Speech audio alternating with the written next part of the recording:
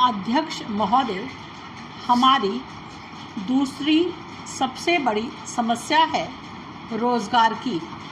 उसके लिए बड़े पैमाने पर रोज़गार के साधन पैदा करने के लिए बहुत आवश्यक है कौशल का विकास।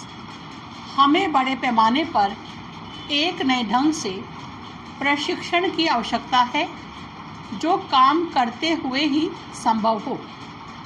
भारतीय समाज प्रत्येक घर में काम पर प्रशिक्षण का सुंदर उदाहरण प्रस्तुत करता है। हमने कुछ दूसरे कारणों से इसे त्याग दिया है। आवश्यक नहीं है कि बढ़ई का लड़का बढ़ई ही बने, वह कलेक्टर भी बन सकता है और कुली भी।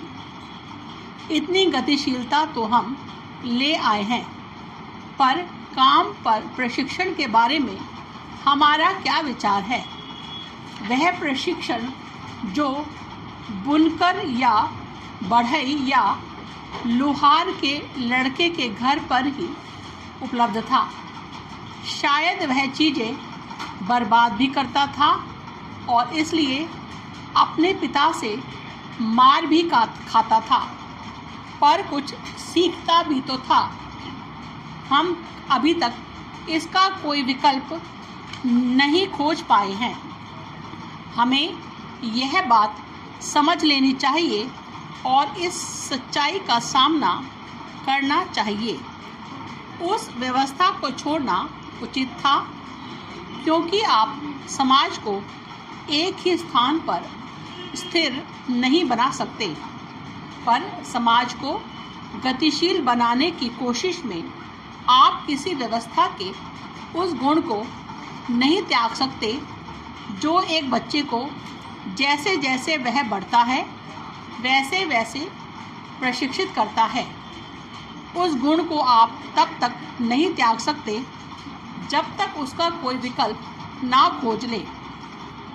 जापान और जर्मनी जैसे देशों में प्रतिवर्ष लाखों लोगों को नौसिखिए के लिए आयोजित प्रशिक्षण कार्यक्रमों में शामिल किया जाता है।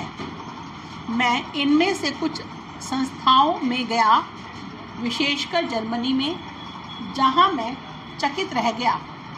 पर अंतिम विश्लेषण में मैं सोचता हूं कि ये देश आज जो अपना रहे हैं उसे हम भारतीय समाज की सदियों से चली आ रही व्यवस्था से ले सकते हैं।